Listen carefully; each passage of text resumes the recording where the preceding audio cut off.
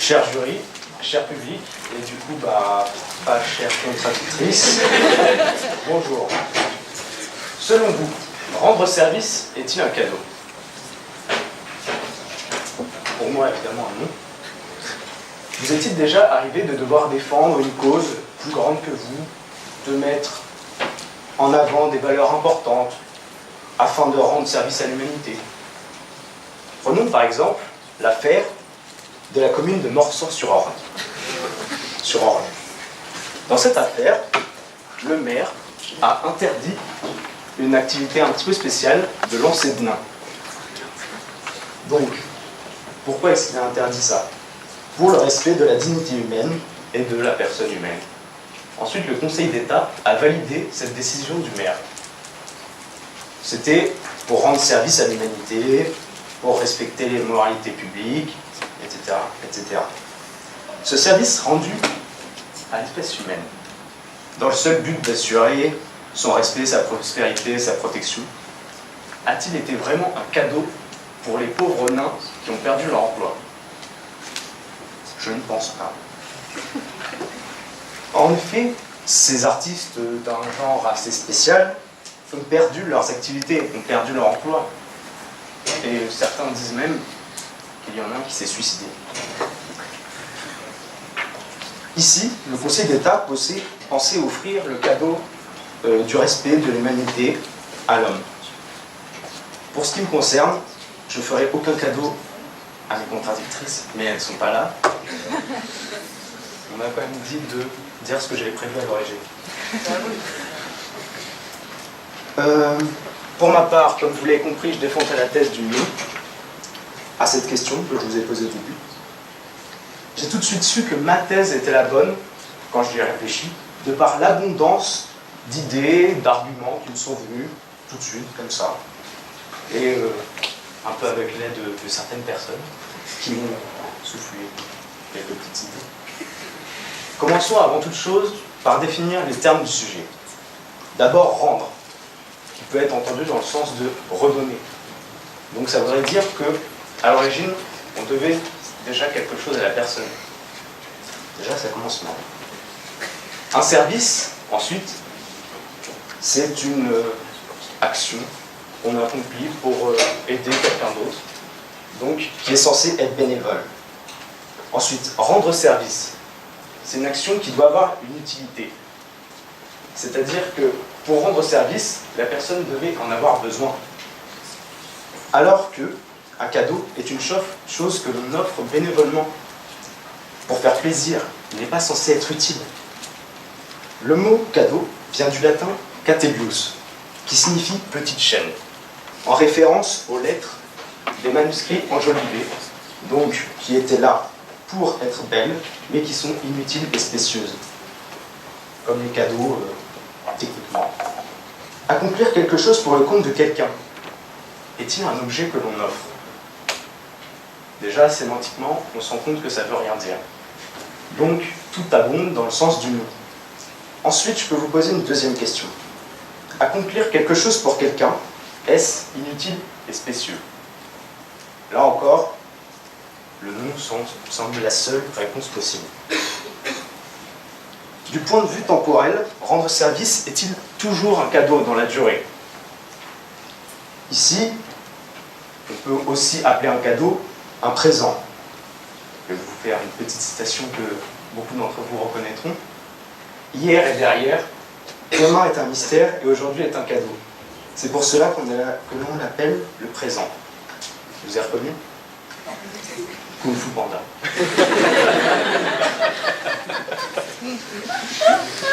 Un cadeau est un plaisir immédiat, alors que rendre service peut avoir des implications dans le futur. Bon, pas dans le passé, mais dans notre sujet, le terme « est-il » peut être entendu dans le sens d'égalité. Alors pour ceux qui ne sont pas allés en primaire, égalité comme ça, c'est égal. Donc le sujet pourrait être à l'inverse. Offrir un cadeau est-il rendre service? Mais rappelons-le, un cadeau, comme on l'avait déjà dit tout à l'heure, n'a pas pour but d'être utile. Prenons l'exemple d'un enfant qui fait un dessin de tout son cœur pour sa mère. Il met tout son amour pour montrer qu'il aime bien sa maman. C'est inutile pour la mère. Ça ne lui rend pas service. Sauf que c'est quand même un cadeau merveilleux dont elle se souviendra. Ce qui veut dire que faire un cadeau n'est pas rendre service. Évidemment, ce cadeau, elle le conservera toute sa vie. On s'en doute. Un cadeau est censé être bénéfique à la personne à laquelle on l'offre. Or, parfois, même si rendre service par une intention bienveillante, cela peut importuner la personne que l'on cherche à aider.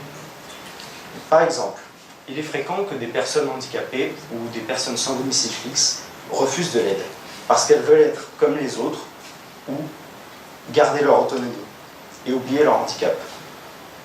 On peut aussi parler de personnes qui refusent de l'aide parce qu'ils perçoivent ça comme une forme de pitié, d'intrusion dans leur vie ou d'une sorte d'assistanat plutôt réducteur.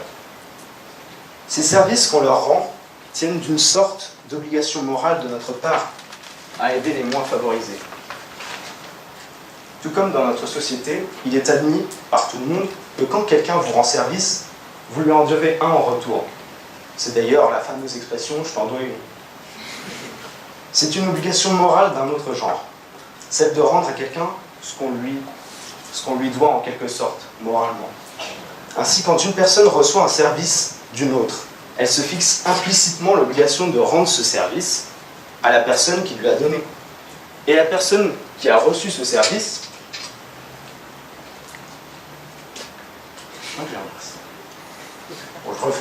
Ainsi, quand une personne reçoit un service d'une autre, elle se fixe implicitement l'obligation de rendre ce service.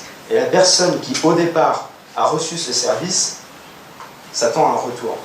Bon, je vais le résumer à service rendu, service dû. Le second service peut alors être considéré comme une dette sociétale, en quelque sorte. Alors que le premier service, qui peut être fait dans l'attente d'un retour, peut être intéressé, voire même vicié. Je vais prendre l'exemple d'un arrêt de la Cour de cassation, qui n'a pas de nom, et je l'appelle du PMU. Un homme a, sur une longue période, rempli les caisses de l'auto de son ami, en mettant toujours le même numéro, en jouant tous les jours.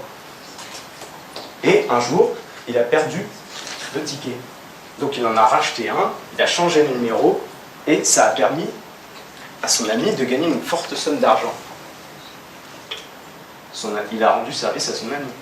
Sauf que ce n'est pas un cadeau, car en échange, il devait gagner 10% de la somme. Donc comme on devait s'y attendre, je ne vais pas rentrer dans les détails, il y a eu des petits problèmes, j'ai envie qu'il y a une affaire de gros sous.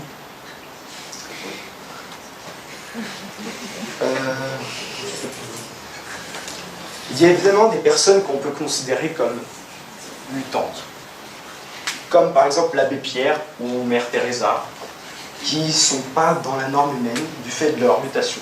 Donc la conception classique du fait que rendre service n'est pas un cadeau ne peut pas vraiment s'appliquer à eux. Quoique, on verra plus tard.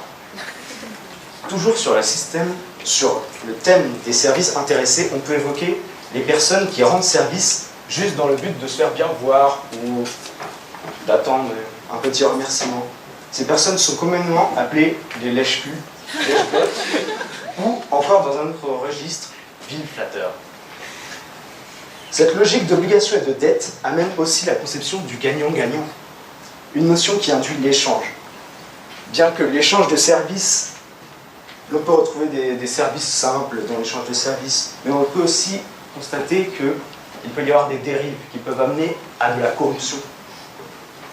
Prenons l'exemple d'un groupe d'hommes haut placés, très puissants, qui se rendent des menus services les uns aux autres.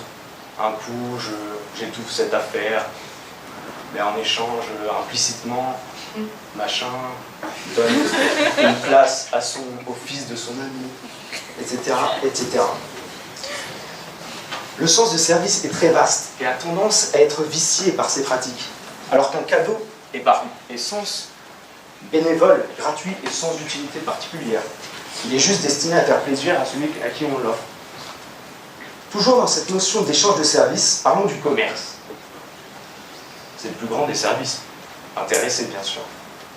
Aujourd'hui, on le sait tous, rien n'est gratuit. Dans notre société actuelle, les services et les prestations, même les plus simples, sont payantes. On peut par exemple parler des vendeurs dans les magasins qui ont à votre service ici, ou l'adage client et roi, alors qu'en fait c'est juste parce qu'on les paye. Cette vision peut également être étendue à tous les prestataires de services, mais également aux fonctionnaires.